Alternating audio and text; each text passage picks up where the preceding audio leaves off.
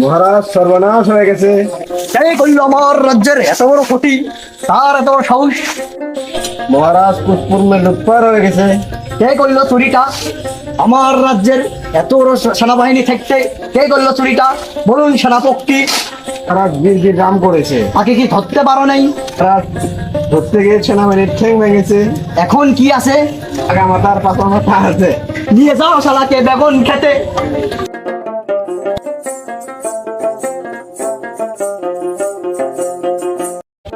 মহারাজ আমাকে কিছু সাহায্য করেন। আপনার কি হয়েছে বুড়া বেটা? চাউল নাই, নুন নাই, তেল নাই। কি বলিও বুড়া বেটা, আমার রাজ্যে তোর হাহাকার ধরে গেছে। তুমি সেনাপতি হয়ে তুমি একটা জিনিস দেখতে পারছো না? একজনা ঘরকে 2 বস্তা করে ডাল, 1 বস্তা করে লবণ, সাথে 1 পাকে চিনি দিয়ে আসেন। চাউলটা তোকে আমাদের আছে, খাওয়া নেবে। সেনাপতি তুমি এখনই যান।